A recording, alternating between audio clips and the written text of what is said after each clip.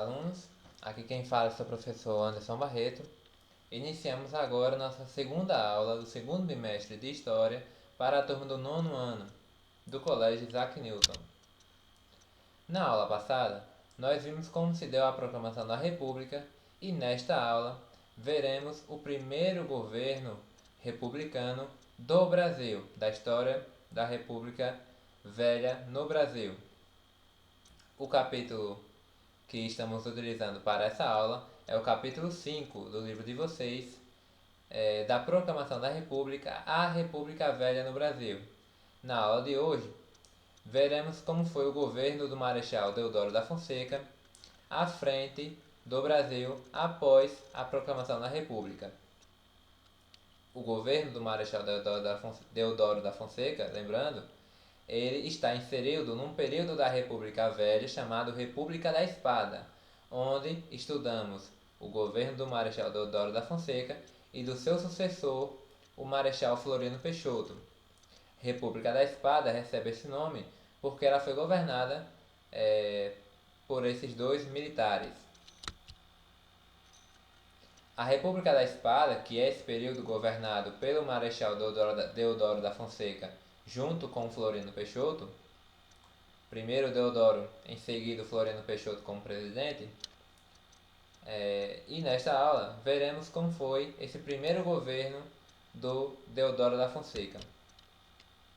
Após a proclamação da República, houve a necessidade no Brasil de se constituir uma nova Constituição do país, uma Constituição agora republicana.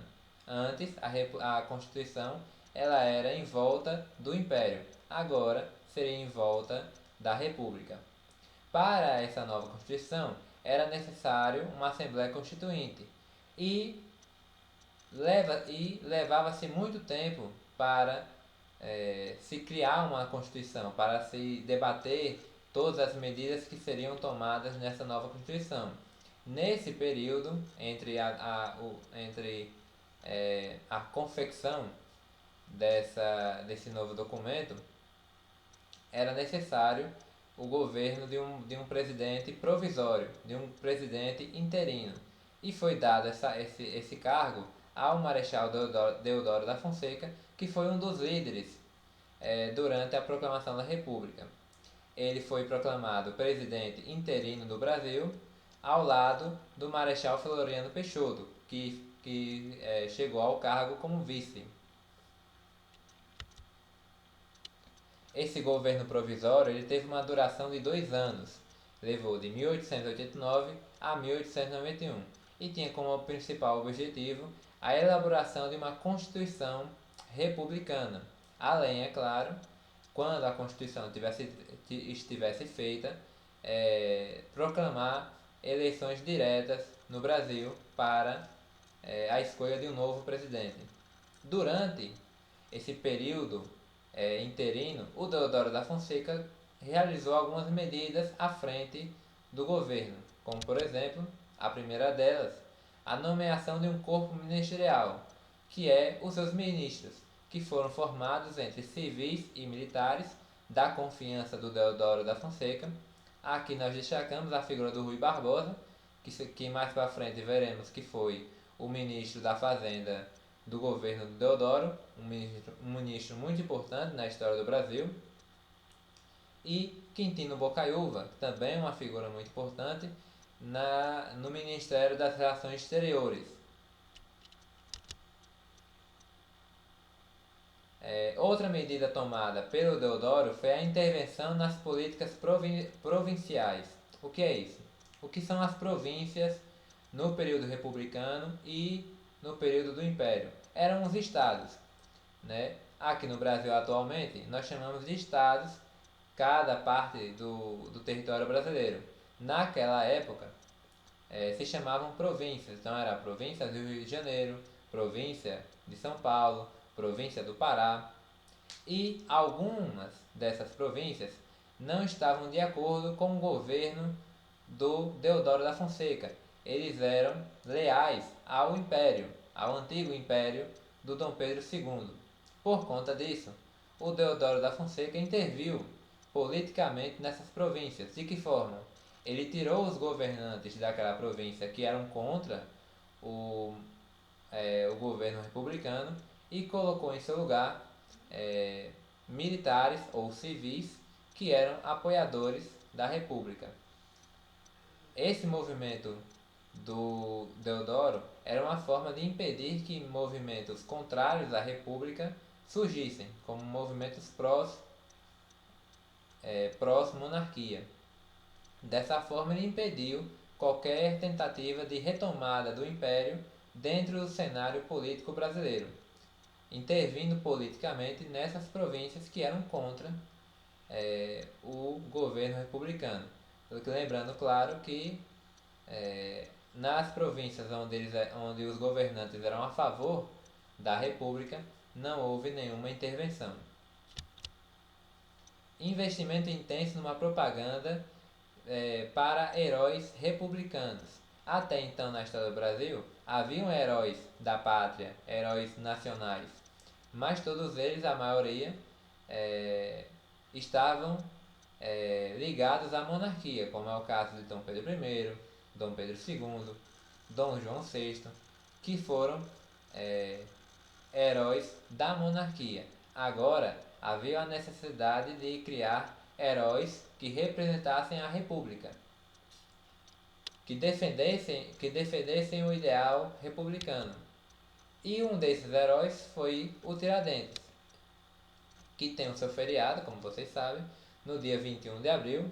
Tiradentes, ele foi um membro da Inconfidência Mineira, um movimento político que surgiu em Minas Gerais durante o Brasil colônia, durante a época que o Brasil era colônia de Portugal.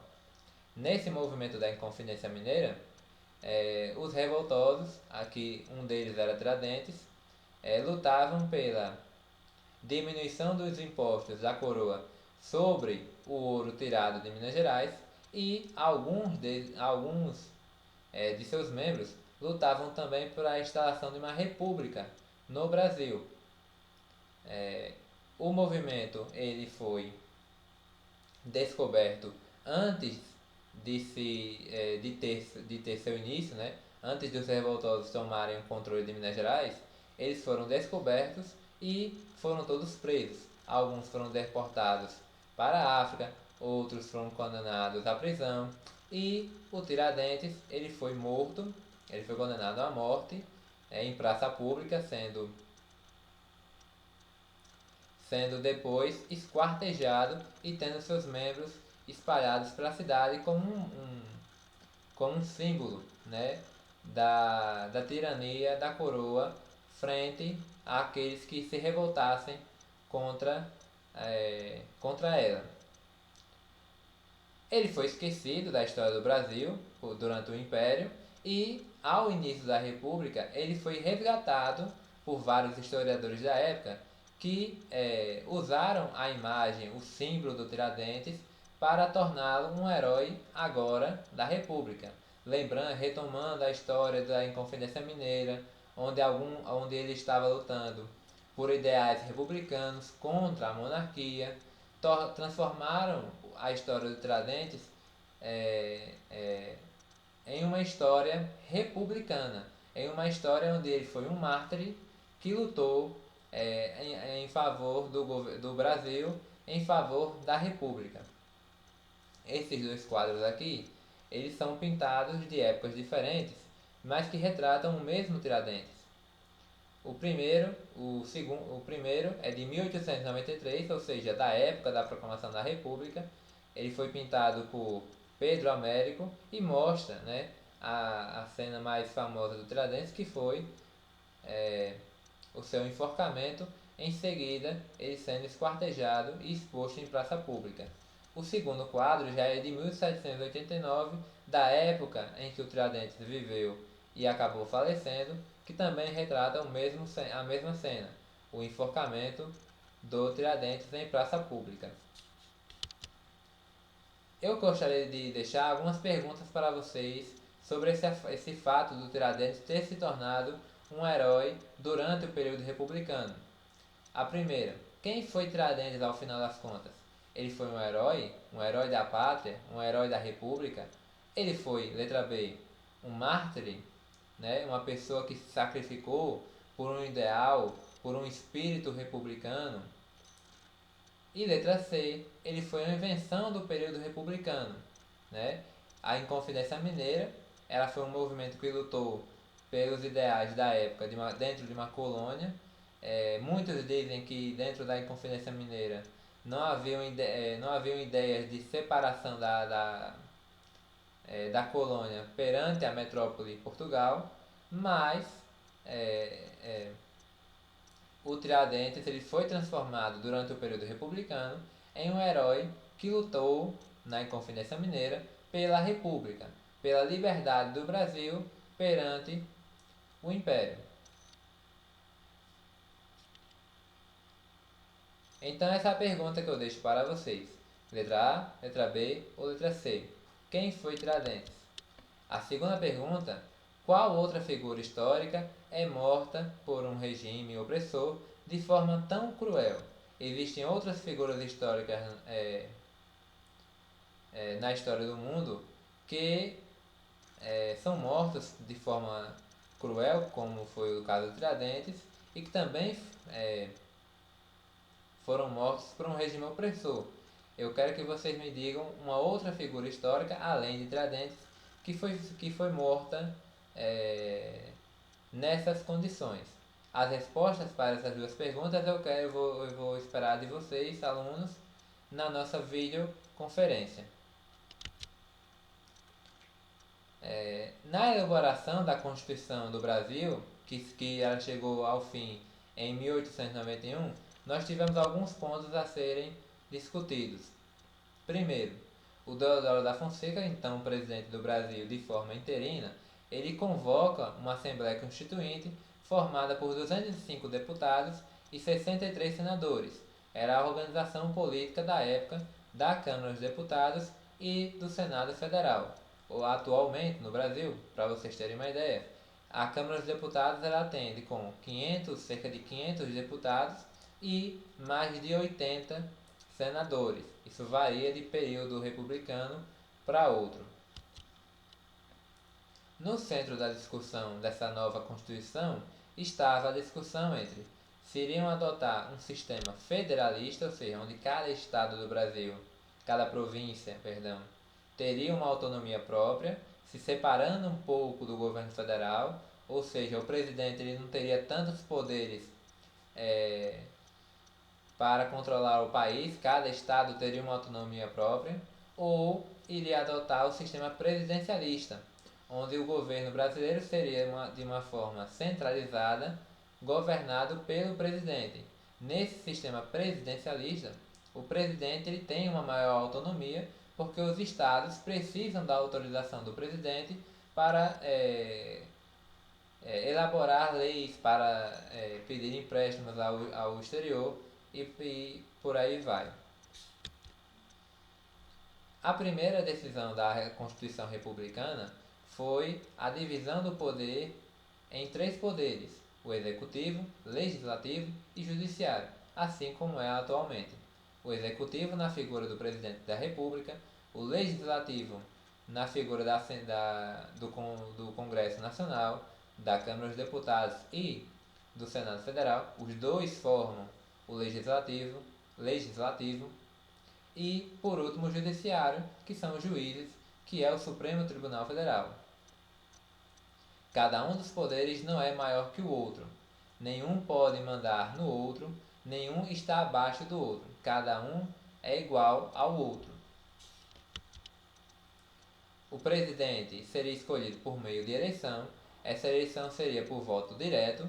Cada pessoa votaria num candidato, não seria no partido, seria no candidato. O voto é aberto, diferente de hoje, que o voto é secreto.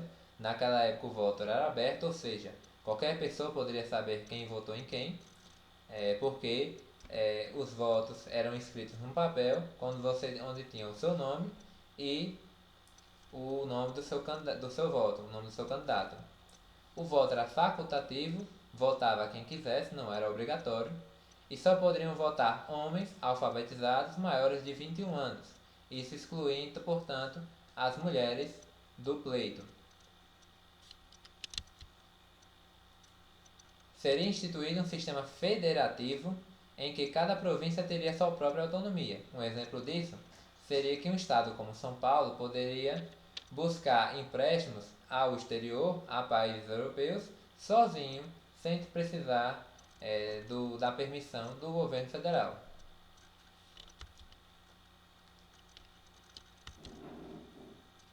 No campo econômico, como eu já havia dito, na questão do sistema da colocação do sistema federativo, havia uma necessidade da elite agrária do Brasil em contrair empréstimos ao exterior, principalmente à Inglaterra, que era um parceiro econômico do Brasil.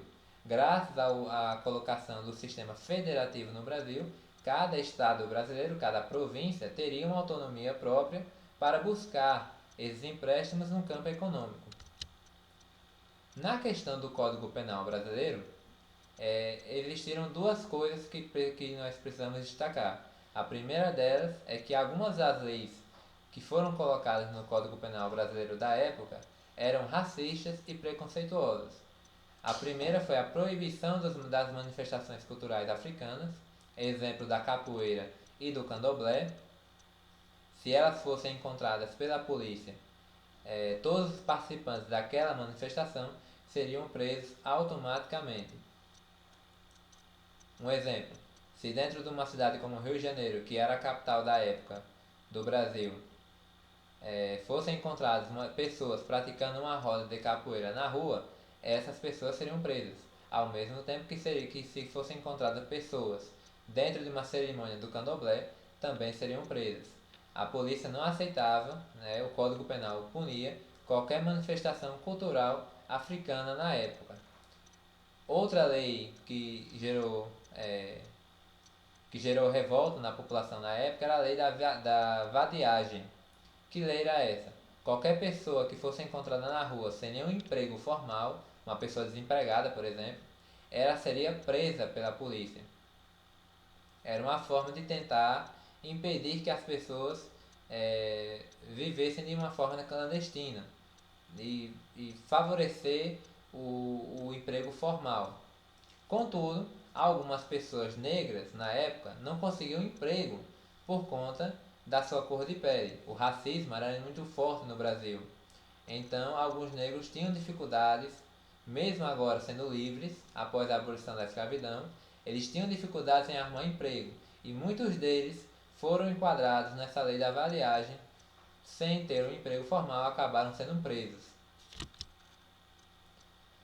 A Constituição, embora agora republicana, embora agora num molde democrata, ela beneficiava muito a elite agrária do Brasil. E qualquer que fosse sua vontade, a Constituição beneficiava aquela elite e desprestigiava as outras classes, os pobres, os negros, as mulheres e por aí vai. Segundo a Constituição, haveriam novas eleições e nessas eleições diretas foram escolhidos o Deodoro da Fonseca como presidente e o Floriano Peixoto como seu vice. E assim se inicia o primeiro governo legítimo do Brasil frente a um presidente da República. Aqui a imagem que eu trago para vocês é de uma novela da Rede Globo, chamada Lado a Lado, onde ela se passa no Rio de Janeiro, na época da proclamação da República.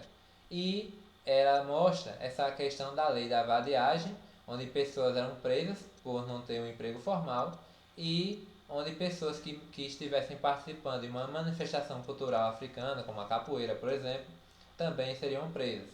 Aqui a gente tem uma cena da novela onde o ator Lázaro Ramos tem como seu personagem, ele é preso porque estava praticando a capoeira. Ele é preso pela polícia por simplesmente estar praticando uma manifestação cultural que era de origem africana. A lei ela tinha o intuito de proibir que essas manifestações continuassem existindo no Brasil. Lembrando, é claro, que o racismo, mesmo após a abolição da escravidão, era presente no Brasil. A política econômica do Brasil durante o governo Deodoro da Fonseca. Ela vai acabar gerando uma crise política, como veremos, e a renúncia do presidente Deodoro.